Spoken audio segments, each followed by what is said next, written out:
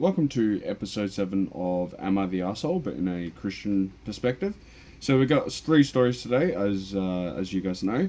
We're just going to pretty much jump straight into it. If you like the video, don't forget to press like, and also comment down below what you thought of the stories.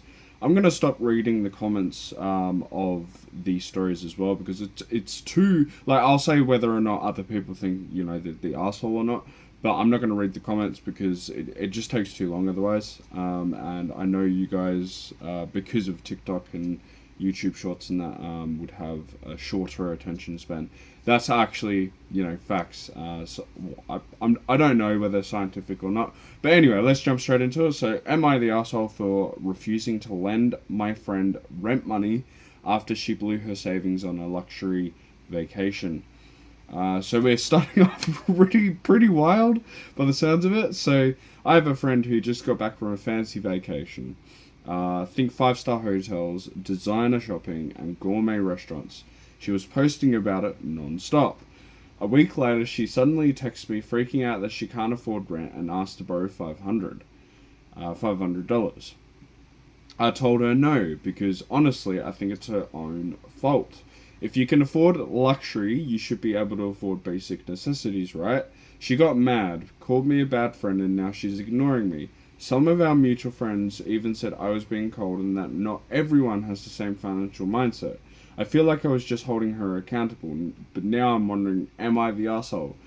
No. If they can't handle you saying no, then they're not really a friend. That's just terrible. That's a terrible attitude to have towards someone, like asking for money. For one, but two, if you couldn't afford rent after going to your vacation, what makes you think that you can afford to go to your vacation to begin with? So definitely not the asshole. The so-called quote unquote friend is not very much of a friend. I'm just going to say. Someone says down below, not the arsehole. As I said, I'm not going to jump into it. But we're going to go to a Bible verse. And the Bible verse I've got in mind for this situation is Proverbs 21:20 from the Christian Standard Bible. Precious treasure and oil are in the dwelling of a wise person, but a fool consumes them. Yep, 100%.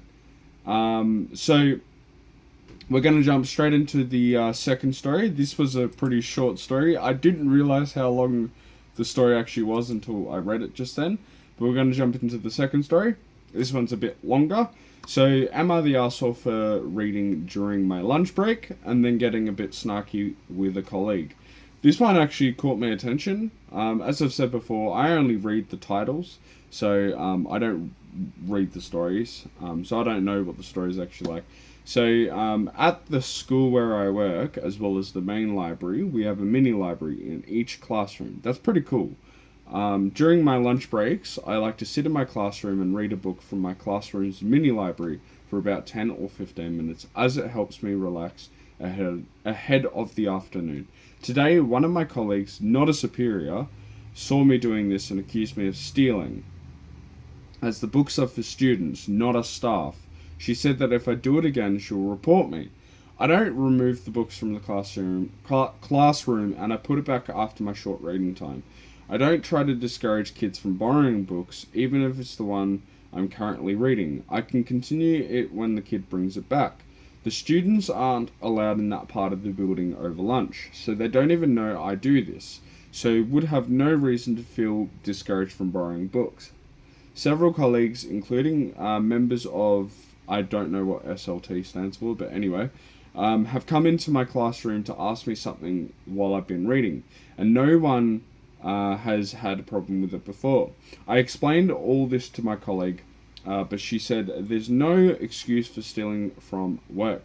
Why is this person blatantly oh, you're stealing, even though she has no grounds to say that. She has no reason to actually say that. Anyway, I remind her that staff can borrow and even take home books from the main library. So why wouldn't I be allowed to read books from a mini library?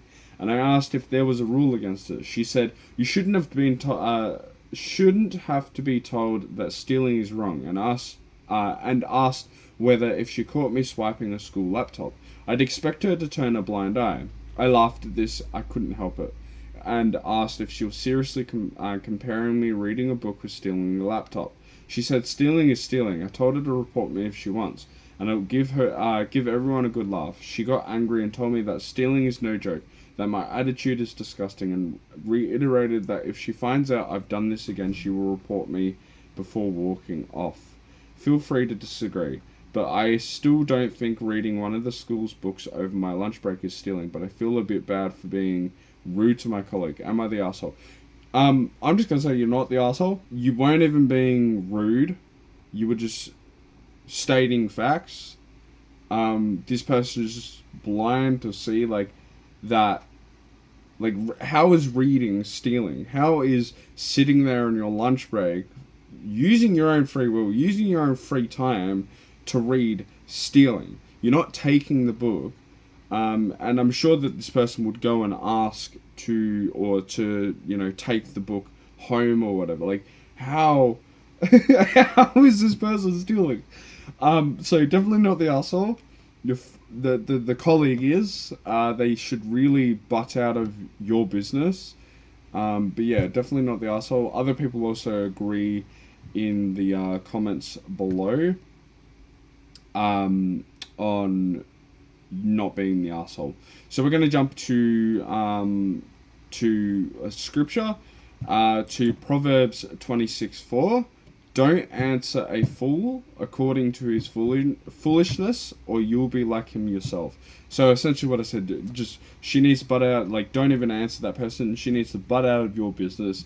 Nothing to do with her, or nothing to do with that colleague. I don't even know why I said her, but nothing to do with that colleague. Just butt out of the business. So we're going to jump into the third story for today, third and final story. Am I the arsehole for waking up my partner after he falls asleep to organise himself and his belongings? I, 24 female, live with my fiance who is 23 male. Quick background info. He is diagnosed with ADHD and is taking meds for it. He's recently acquired a new physical job which has him on his feet 9 hours a day.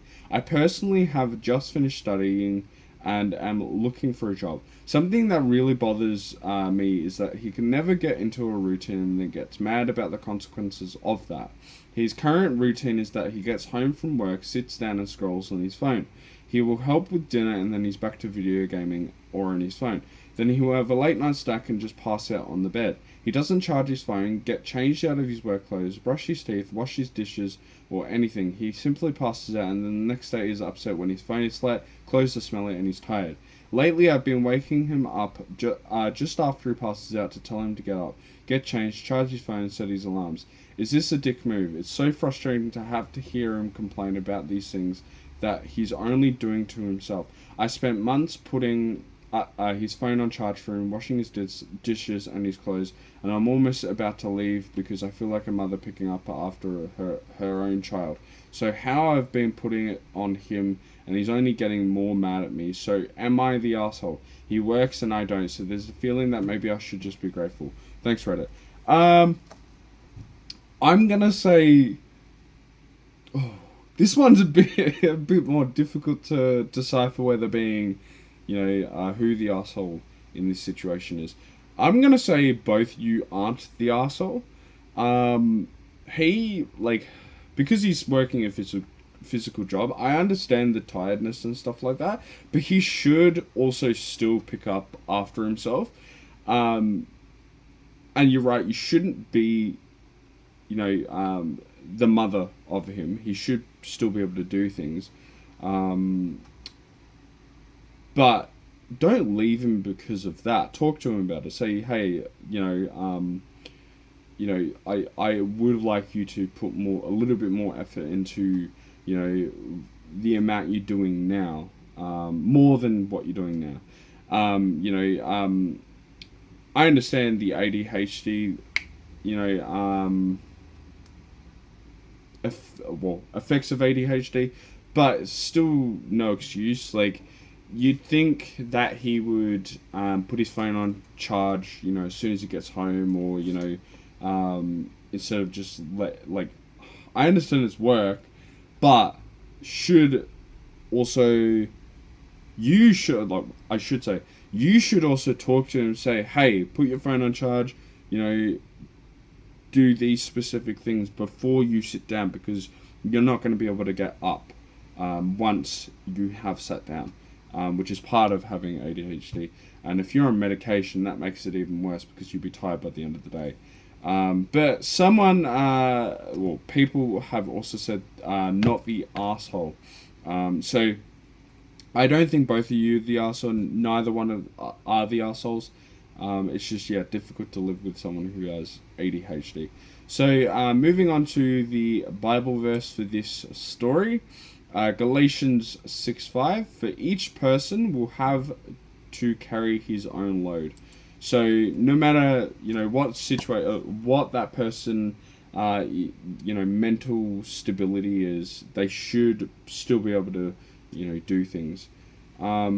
This was a very, very short episode. Now that I've stopped including the comments, because the comments I was all over the place and stuff like that. That's why I wanted to stop putting the comments in, including the comments. But if you did enjoy this episode, please also comment down below what you thought of the episodes, and if you like this new way that I'm going to be doing it, not including the comments, just let me know down below. Other than that, I thank you for watching. Ciao.